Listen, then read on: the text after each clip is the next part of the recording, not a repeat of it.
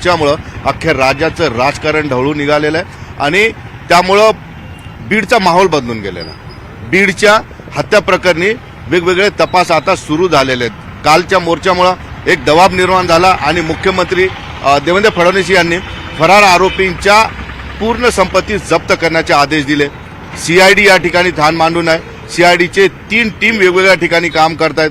जे फरार संशयित आरोपी आहेत वाल्मिक कराड यांच्या पत्नीची आधी सुद्धा सीआयडीने घरी जाऊन चौकशी केली आणि आज सुद्धा त्यांना जे आहे बीडमध्ये तपासणीसाठी बोलवण्यात आलेलं। निश्चितपणे सीआयडीने आता तपासाचा फास आवळलेला आहे। त्यामुळं नेमकं काय काय होतं या तपासामध्ये आणि सीआयडी कुठल्याही पद्धतीची माहिती प्रसारमाध्यमांना देत नसते।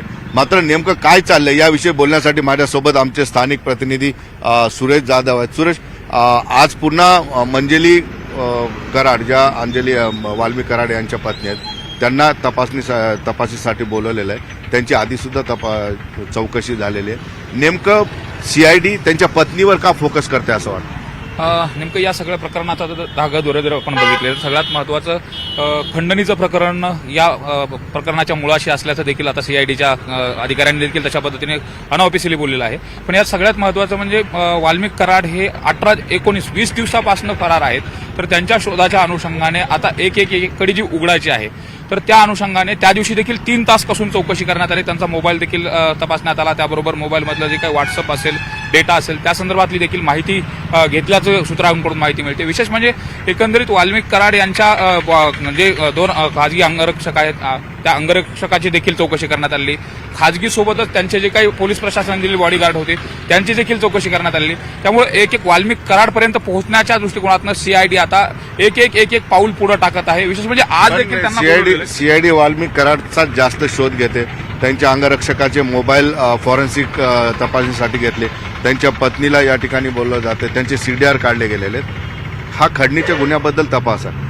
मूळ प्रकरण जे आहे मसाजोगचे सरपंचांचे अपहरण आणि हत्या त्यावर काय फोकस आहे का? कारण सीआयडी 3 अँगलनी काम करते। अॅट्रॉसिटी असेल, अपहरण, हत्या असेल आणि खंडणी।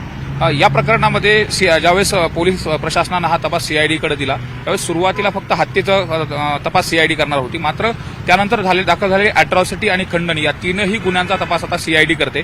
आणि विशेष म्हणजे या तिन्हीची काही लिंकेज आहे का? जसं की मुख्यमंत्र्यांनी देखील अधिवेशनामध्ये सांगितलं होतं की या तिन्ही प्रकरणाचं काही लिंकेज आहे का हे देखील तपासलं जाणार आणि त्या अनुषंगाने आता सीआयडीने आपण जर आतापर्यंत अटक केलेले आरोपी जर बघितले तर अटक केलेले 4 आरोपी आहेत। त्याच्यामध्ये जे खंडणीच्या प्रकरणातला 1 आरोपी आहे। त्याचबरोबर हत्येच्या प्रकरणातले जे आरोपी आहेत ते हत्येच्या प्रकरणातले 4 आरोपी अटक करण्यात आले आहेत आणि अॅट्रॉसिटी प्रकरणातले देखील त्यातले 3 आरोपी आहेत। त्यामुळे एकंदरीत हे सगळे जर आरोपी बघितले खंडणी, हत्या आणि अॅट्रॉसिटी या प्रकरणातील आरोपी सेम असल्याचं देखील आता सीआयडी तशा पद्धतीने तपास करते। त्यामुळे या प्रकरणाची कडी उघडत असताना जरी खंडणीचा तपास करत असले तरी सुद्धा त्यातून हत्येच्या प्रकरणातले काही नवे मुद्दे समोर येत आहेत का हे देखील आता सीआयडी